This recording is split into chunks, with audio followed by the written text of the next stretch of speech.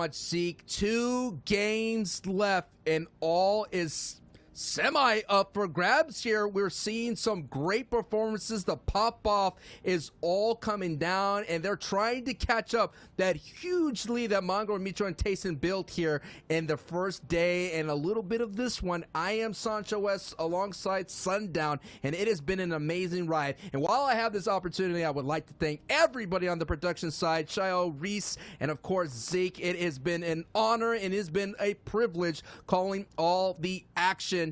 And man, just 2 more and that's it. It's over. A month of work here, Sundown, all coming down to these 2 games.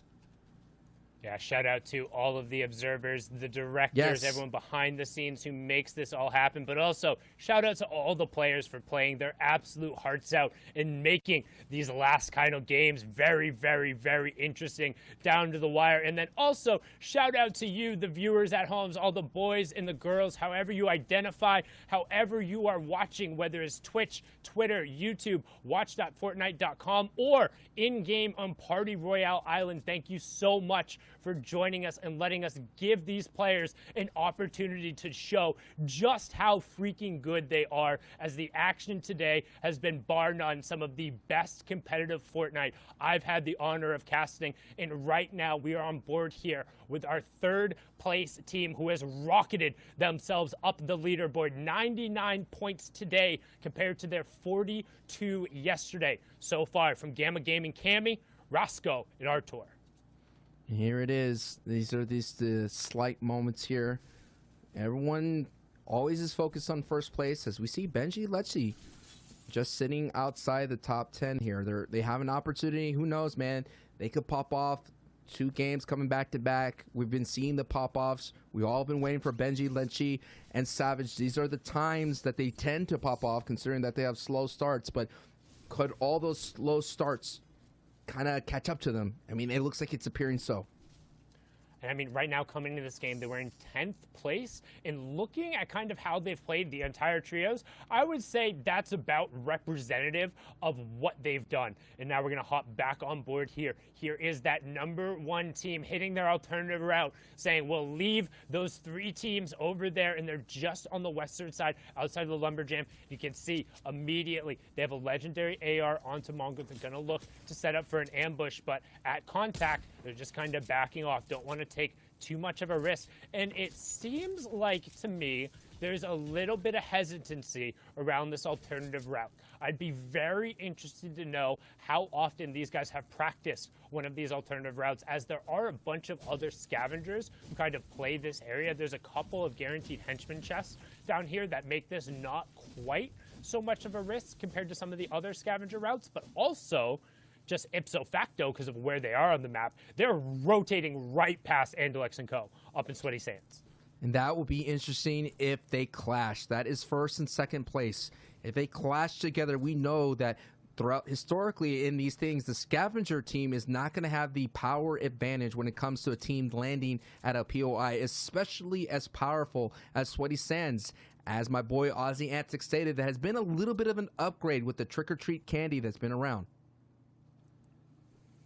Yeah, but the trick-or-treat, all done for today. The candy's still there, but it's all serious business, as we've seen. Tayson, Mitro, and Mongo ran away with it. They were the freight train on day 1. Then matches 1 and 2 today, 5 and 6 overall, 17 points, and then 38 points. They're averaging 25+ points a game. Since then, they've only been able to scrounge up 6 total points, and those were all from the eliminations in another shambles game. So the second somebody stepped up to the table and said, hey, what do you got? Well, they got forced away, and now can they continue to just hold off the horde that is EU? And here is their #1 challenger, the one looking for the belt, to deny Mitro and Mongrel that signature victory, the trophy on the shelf, and its players who already have one.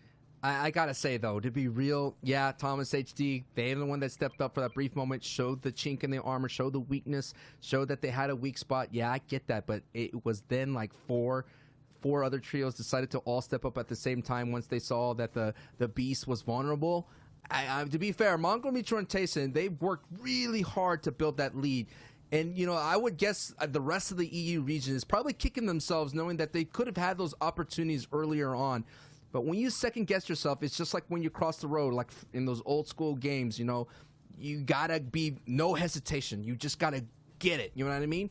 And that hesitation may have cost a lot of trios opportunity to walk away with the FNCS Trios Championship. And at the end of the day, a lot of money is going to be rewarded and the Axe of Champions. Look at the bottom right of the map. Look at the bottom of the map right now. Oh, he saw the pings. Oh, that's so unfortunate. So, Micho, Mongo, and Tasted, those are the yellow triangles in the bottom right-hand corner there. It might be a little bit difficult to see for some of our mobile users out there as well, but they were trying to set up an ambush. They're trying to cut off that white line rotation path, knowing that Andalex, Duck on Top, aka X Squeeze, and Wave Janus are going to be rotating along that path.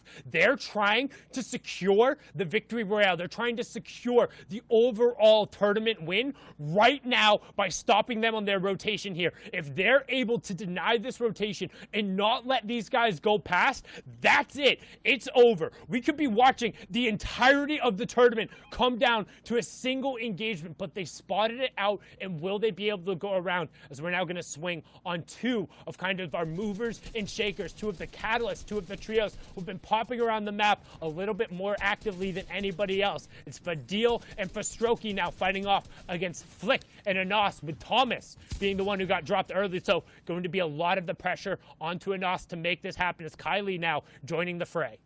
And Vidil's trio are still very dangerous. They were very dangerous in the heats. They took out a lot of big names, so this is not going to be an easy engagement, as, yes, Thomas is gone, and Nas and Flick are going to have to do it solo. This is a trio that is just moving up, and we've already seen Wolfies, Kinzel, CRR. They are only 3 points right behind them. Kinzel, Wolfies, and CRR have unable to take advantage as well of Mongo's, Mitro's, Taste, and Slide. But now they have to focus in and deal with the challenge of Kylie, Fasroki, and Vidil, who had a very strong heats, and now the grand finals just have unable to produce that. But we saw this in heats, man. Just those last two games, Vidil was able just to show up and all of a sudden start slaying.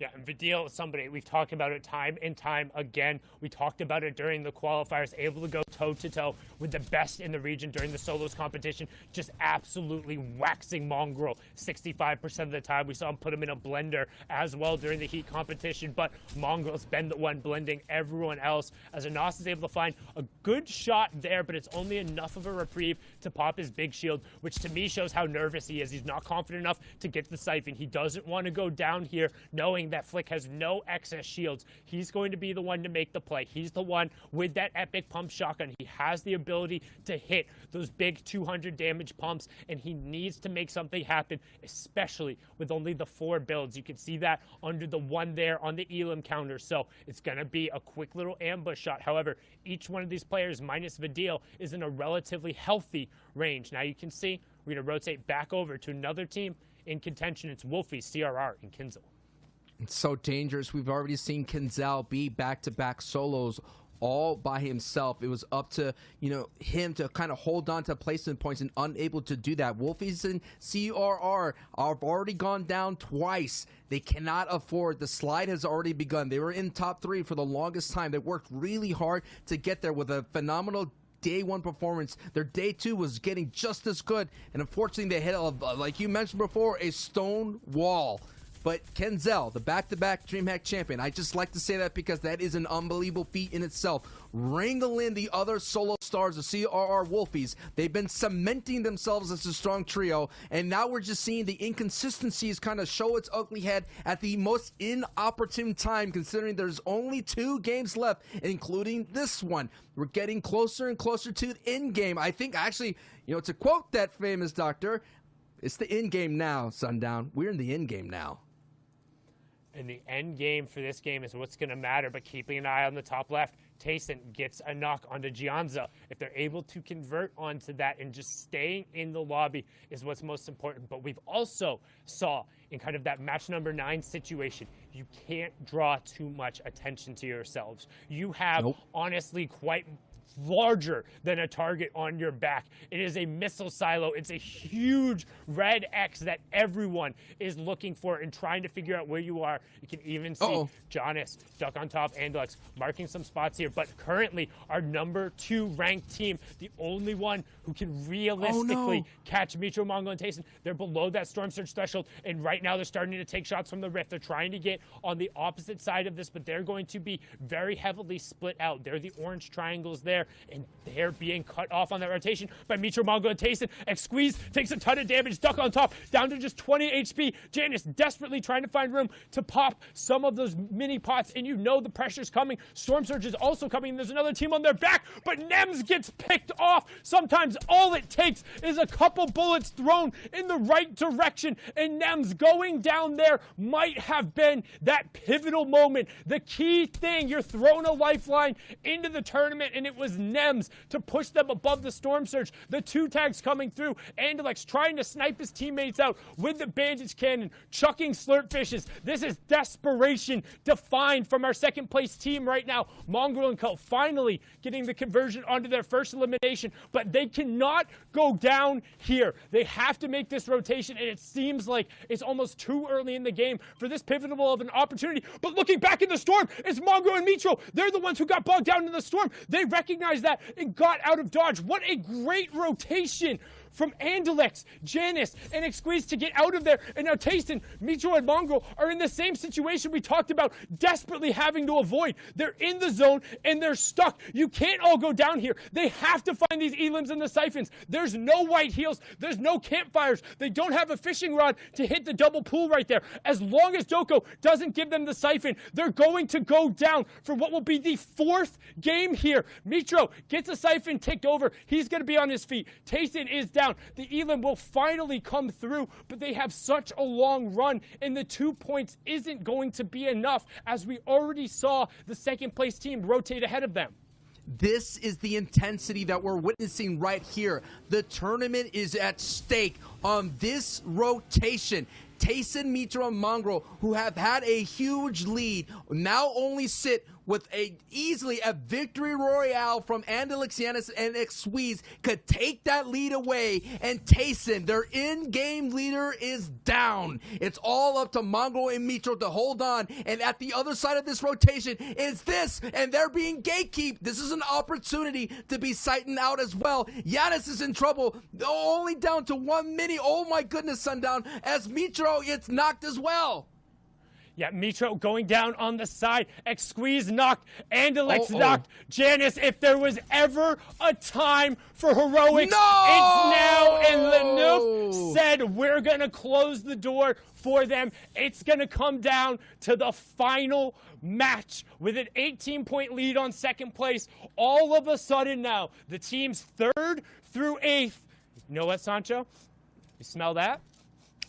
Smells like an opportunity. You know what? Meat's back on the menu, boys, as the top 2 teams fall outside of the placement points. And now, for what feels like the first time in a while, the European Horde can raise its head. They can kick open that door and announce their presence going into the final match. Absolutely. For the first time in forever, we might see someone new, and I'm so excited that it's literally going to come down to game 12.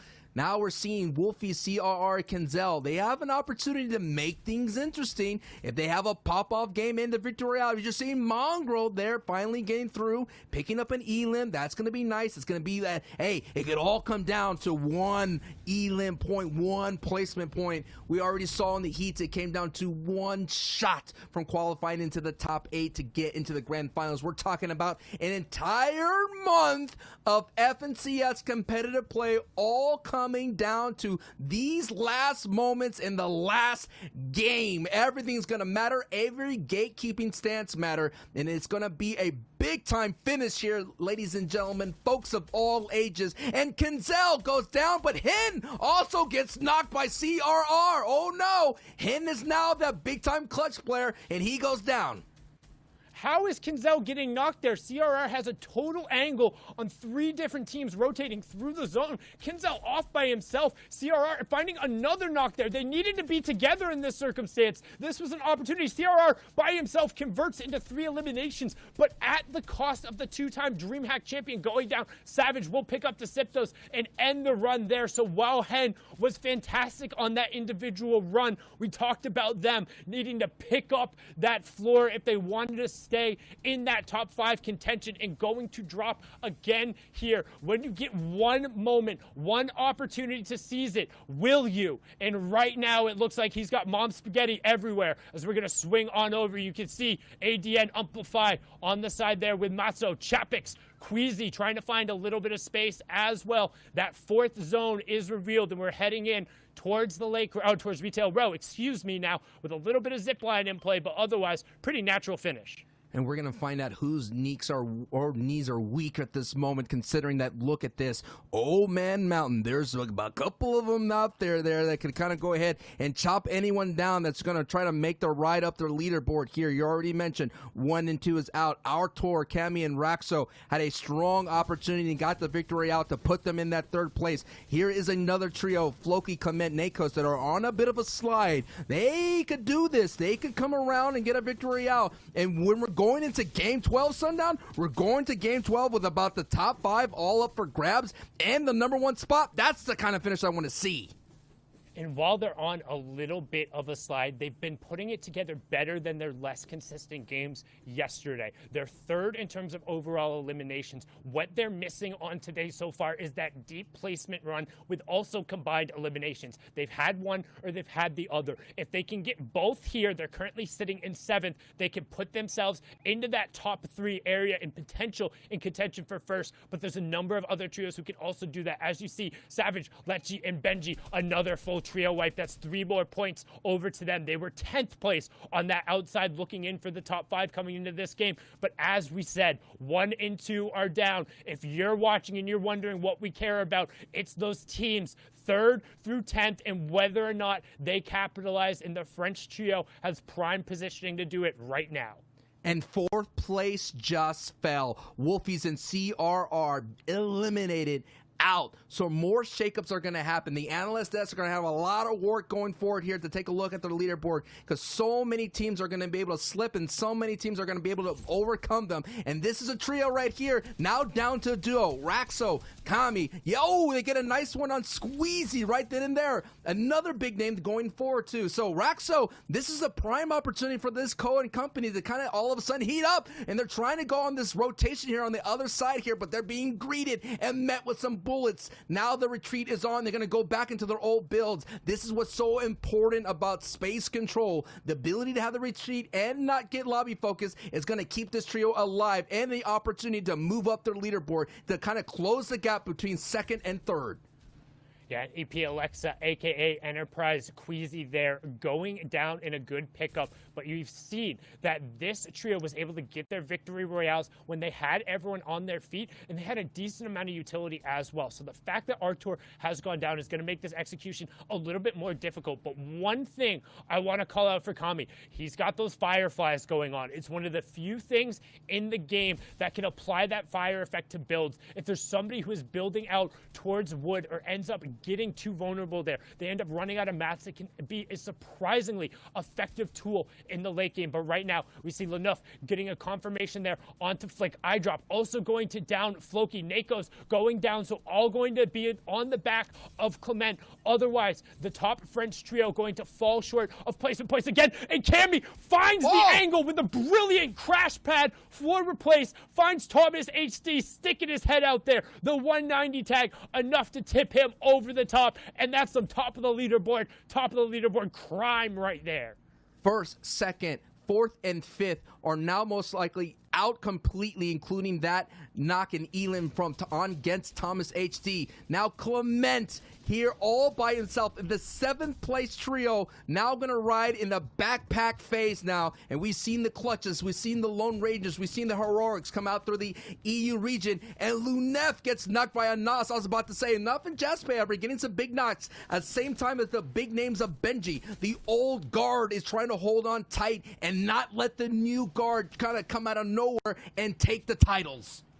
And now we're into placement points as well. 17 trios remaining. The full moving zones are out. This is match number 11 in total. We'll have one more after this, but can any of these trios, missing members, clutch up as first on board here with Clement? He's got a pepper pop, but can it turn into plentiful points? That's Rojo, aka Smash Dave, the wildcard victor, going down there. Some key mats going over to Clement, and that's one more point, but no additional placements coming through as Lecce gonna pick up AD, and Clement checks his 6, but no bogeys there. Gonna continue, try to get his HP up and riding right on the edge of the storm. The backside of the zone is where you're gonna find excess utility and the most opportunity for these solo plays, trying to find people just stuck and ratting in the corner, and Clement now tracking through these old builds, looking for his next target, as we're going to get a pad and see what the control looks like, as I believe it's Vadil and Frostroki up on the high ground. We're going to swing back on board here with Clement, and he's going to go down 16th place. One extra placement point coming through, but they're beginning to drop like flies as Anas gets Nate as well. That was Karma who's able to pick up Clement, and the trios are beginning to tick over as we have a new name up on height. New names in the zone is going to go back into old builds, so that's going to be a little bit of opportunity, more box fighting, more chaos down below, and of course height is going to have the ability to maintain a little bit longer. They're not going to be able to get the elims because it's going to go through these old builds, but still holding on to height is so strong because now we are in the placement points.